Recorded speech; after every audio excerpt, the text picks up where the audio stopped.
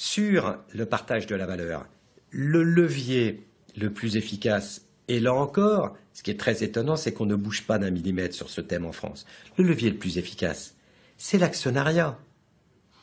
Savez-vous que la somme des dividendes versés par les entreprises qui sont cotées à la Bourse de Paris, c'est plusieurs dizaines de milliards d'euros par an. Nous sommes donc en train de raisonner dans notre petit hexagone comme si l'Europe n'existait pas, alors que nous avons fabriqué le continent de 500 millions de consommateurs. Qui sait que la première puissance commerciale au monde, c'est l'Europe? Personne ne le sait, sauf quelques chefs d'entreprise.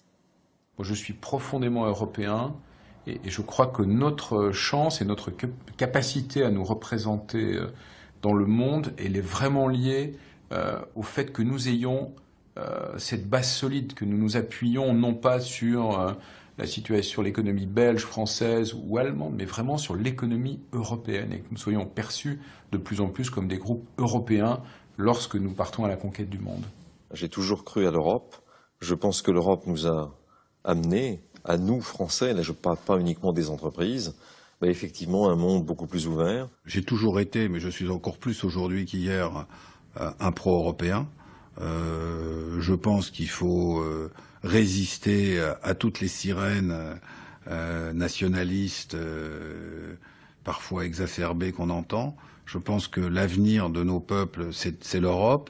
Et ceux qui font croire que la France s'en sortirait mieux tout seul avec le franc font un mensonge éhonté et scandaleux aux Français. Vous aviez il y a 20 ans un centre de patrons qui était totalement contre l'Europe, français. Parce qu'ils considéraient que se réfugier derrière les frontières, mettre des quotas, protéger les importations de tel ou tel autre pays concurrent, c'était ça un potentiel avenir. Aujourd'hui, la plupart des patrons sont pro-européens, c'est-à-dire qu'ils ont compris qu'il fallait pas seulement un marché, mais qu'il fallait aussi une construction européenne qui tienne. Néanmoins, beaucoup de chefs d'entreprise ont émis des jugements et des critiques très sévères et à mes yeux tout à fait fondées sur certains aspects de la politique européenne.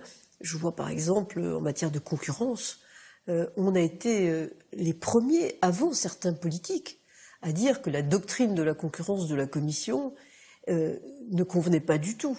Où sont les politiques communes? Nulle part. Donc on a intégré partiellement un marché. Il n'y a aucune intégration réelle du pouvoir politique qui devrait accompagner. Donc il n'y a pas d'interlocuteur. Qu'est-ce que voient les citoyens, les salariés, les chefs d'entreprise? C'est une Europe désincarnée. C'est cette fameuse phrase de Kissinger, l'Europe, quel numéro de téléphone? Au fond, on a fait une Europe dont rêvaient les Américains. Vous êtes à la tête d'un groupe. Vous êtes dans 15 pays européens. Il y a 15 fiscalités complètement différentes. Est-ce que vous croyez que vous n'allez pas tenir compte des niveaux de fiscalité dans vos critères de décision? Pour moi, la réponse est évidente. 12,5% d'impôt sur les sociétés en Irlande. 38% en France aujourd'hui. Si j'ai à créer une filiale quelque part, vous croyez que je ne vais pas me poser la question de savoir quel est l'intérêt relatif des deux implantations? Et si je fais ça, je suis quoi, un mauvais Français? Je fais de l'optimisation fiscale? Qui a autorisé l'Irlande à faire 12,5% d'impôt sur les sociétés? C'est pas moi.